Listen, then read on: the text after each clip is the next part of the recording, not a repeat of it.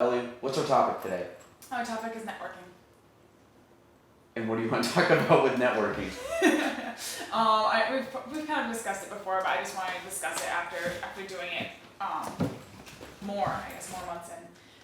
So when I first decided I wanted to do real estate, I started networking, going to events like ADKYP, chamber events and whatnot. That's clean. So Caitlin just flicked trash onto the ground. Had hair on it. I don't know what it's from. That's disgusting.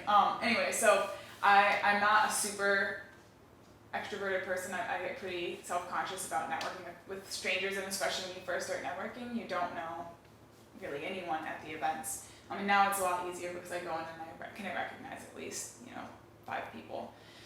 So my tips for networking when you first start out and you don't really know a lot of people is to set very, very small goals for yourself. So my first networking event, my goal was to meet one new person, which I did.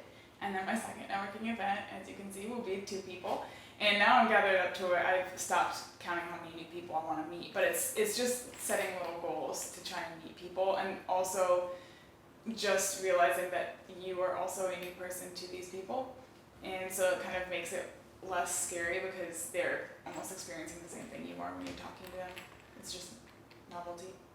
Yeah. I didn't start going to networking events until probably 2.5 years ago, which if anybody that knows me now is probably like, how did you not? Actually, I've had a few people tell me that, like, how did I not know you before? I'm like, well, I didn't go to any of these events. Part of it is I did not like crowds of people. I shouldn't say crowds of people. Like, I coach sports. I was always talking in front of kids, and I had to give presentations. There's a lot of chatter at networking events. Yeah, I don't think I like meeting random people that I didn't know just because I thought it was awkward to go up to somebody and say like who you are and try to like force it. It feels ingenuine. Yeah, and I didn't like that, and so I always had kind of like a little bit of a phobia of going into networking events. Even to this day, sometimes I get nervous if I'm like going by myself and don't know who's there, even though I probably know a ton of people there. Mm-hmm. It's the idea that I still get a little nervous going into wherever. Yeah. I guess when I first started going, I just kind of forced myself to go. It was almost like just jumping off into the deep end. I was just like, well, I'm just gonna go. Worst case that happens, it's super awkward. I never come back, kind of deal. Which you know it's not gonna happen. So you meet a couple people, and usually you know at least one person. Yeah. So it's like you go find that one like buddy that you can just kind of piggyback off of, and they probably are gonna talk to one person. That will make your one new person that you talk to, and then next time you go, you see your buddy again, you see that person, and then maybe they introduce you to another person, and then you can see how kind of slowly grows and grows and grows. Now I go to networking.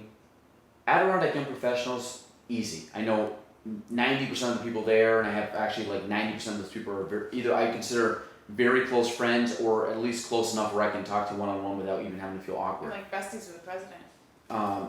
The new press. New administration now. That was a pretty. Ryan and Matt was a pretty easy transition. So they're both good guys and good friends. But when I go to chamber events, a lot of the people there are still older than I am. Mm-hmm. I mean, we're both still in our 20s, so to go there, we're definitely in the younger age bracket. So that's still kind of intimidating sometimes because I don't know a lot of them. So I find that easier for me because really? I find this might sound really pathetic. I find that older people like take pity on me as a new person, and I just whacked my elbow really hard. Yeah, look at her. It's That's fine. All right. Keep going. It's tingling. Push through it.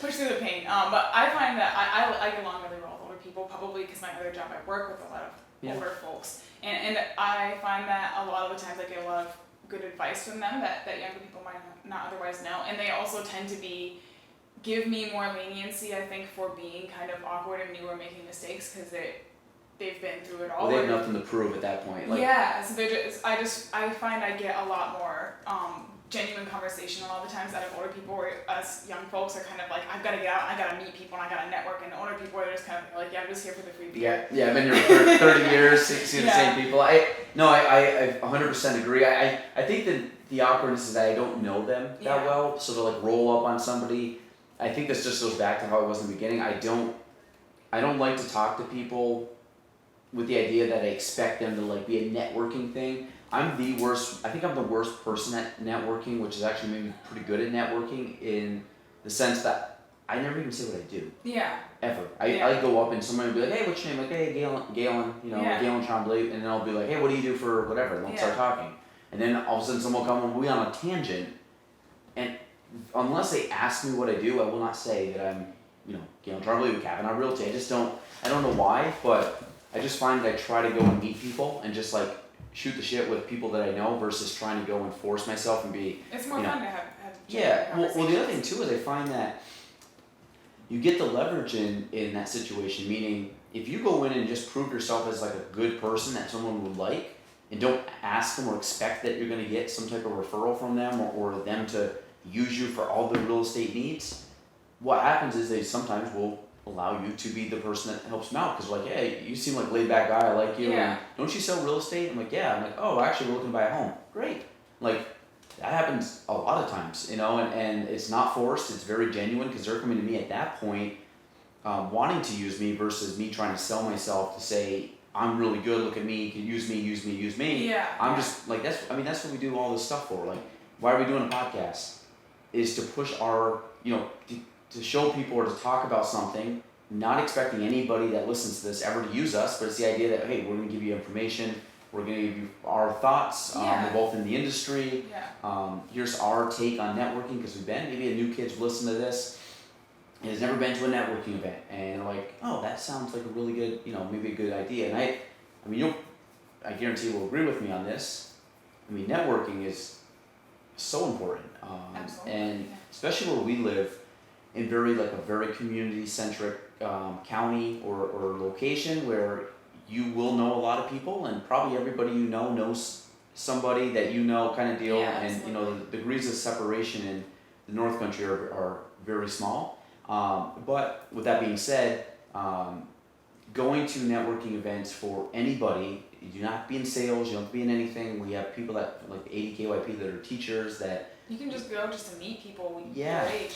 It's because I think there's also a thing when you get out of high school, you get out of college, and you lose all like your party buddies and stuff, and now you're in the real world. It's like, I have... And a lot of people struggle with that. Like, I just don't meet people. I go to work, I go home, and I don't meet people, or, you know, people that are single and cannot find a boyfriend or girlfriend because like I just don't hang out with anybody my age. I go to work with people that are way older, or way younger, whatever the case is, and then I go home and I hang out and I might have a couple buddies that I see here and there, but nothing crazy. So it's a great, at least from the Adirondack Young Professionals, I know we've beat that drum a ton of times. I think I've made a lot. I'd say the majority of friendships I have in this area with people my age is through 80KYP, and it's a great group of people.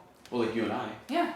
We met through Brittany, who I met through that. 100%. So yeah, it definitely works out. I think everybody should attend networking events. Anybody that is young at heart, again, there's really not an age limit, young at heart. So if you're 35, 40, 45, 55 and want to come hang with us. The attitude's all that counts. That's it. If you're young, honestly, if you're 55 and act like you're 25, I want to hang out with you. So show up. But it's a great organization. I encourage anybody to go to it. Do not feel awkward. If you do, come find me. Come find Ellie. Ellie is extremely awkward. You can hang out with her. I will out awkward you. I can guarantee it. Yeah. So you'll be perfect. Then. Yeah. So.